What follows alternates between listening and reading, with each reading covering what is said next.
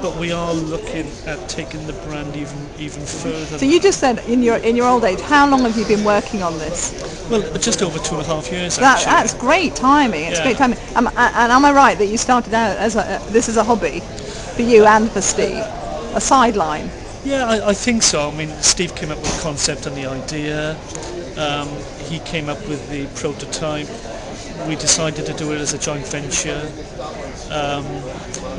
So he came up with the prototype himself with sticky back plastic and the sort of Blue Peter kind of way. Type Okay, affair. we like decided, that. well, yeah, we'll go with this, and it was a good idea. Myself and my wife and Steve, I said, right, we'll run with this and see how it goes. Bearing in mind that we're doing day jobs as well.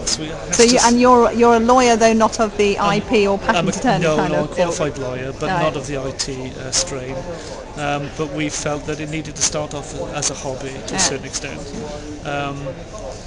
Steve's not here, and you look at this on the website. Steve, it's an obsession really, and I'm his Carmel influence, trying to basically keep him on track. So actually, that's an interesting thing to talk about, because the two of you seem like, you say you've known each other for a very, very long time. Oh yeah. But do you think it's important in a partnership to have those two kind of approaches, that balancing? Well, I think effect? so, because we bat ideas off each other, and one will come up with an idea, and we'll run it past each other, and we will basically look at the best way of achieving our strategy. Right. And we will bat ideas off each other and come up with the best way forward and really how we're going to achieve our final outcome. Mm-hmm. So even though we're launching, we're really only just started on the product cycle of this. There's a long way to go, and we now have a distributor interested who from February we're going to launch in what's called a Chef Aid brand, right, where the distributor has contacts within places like Sainsbury's and Morrison's, the Holy Grail, and John Lewis, yes. and it's an opportunity for us to really then spread the word of the Topster.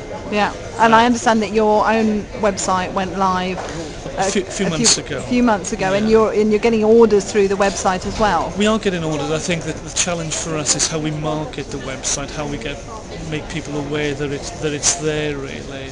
So that's going to be also a challenge for us during 2009.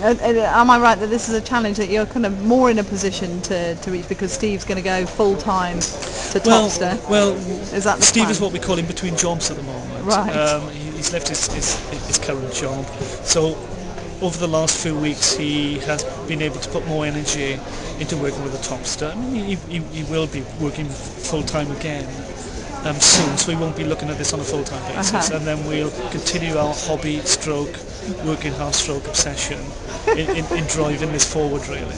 I've been talking to Dave Jones from Cotswold Plastics, who did the injection moulding, and you said to me before that one of the reasons why you chose to go with them was because it was convenient, a convenient drive from your house. What's been the experience, and would you recommend other people to see if they can get manufacturing in the UK versus China? I mean, I think so. I think one of the principles that we wanted to follow from the outset was trying to ensure that this was made in Britain, and in fact we purposely said on the packaging that it's made in the UK.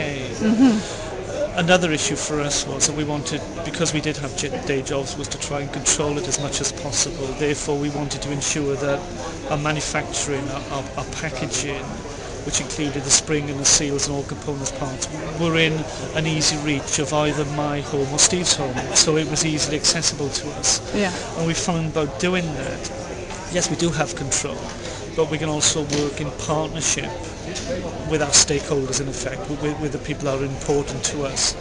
That if we do have ideas, but we're not quite sure about, we have an extra person that we can bat that idea around with to come up with the best possible solution. And David Cotswold's been excellent, because if we have run into problems, Dave quite often has been that influencing factor to ensure that we overcome that problem by jumping it, going underneath it, or going around it. Yeah, he's got a great attitude, hasn't he? And all the experience. It's a positive attitude to ensure that we can achieve what we need to achieve, and I think it's all about trying to ensure that, I suppose, in one word, making sure that all our sort of buckets are full, really, that we're all positive, and that we don't dip into each other's buckets and start emptying them by negative vibes. Do you think that happens naturally as part of the process of trying to take a product to market, that there are these, bucket emptying times and then the bucket filling times? There are, and sometimes either one of us will speak to each other on the phone, and we may have had a difficult day at work, and we can tell by each other that our buckets are starting to empty for some reason. But we know that we've got a responsibility and a duty to make sure that we talk positively to basically fill each other's bucket. You like that, don't you, Kelly? I do. That's going to be the quote of the week, isn't it? Thank you so much, Mike, on the bucket emptying and filling point. I think that's great, and I'm sure that we'll be coming back to you again for some more tips at some day. Thanks. Okay.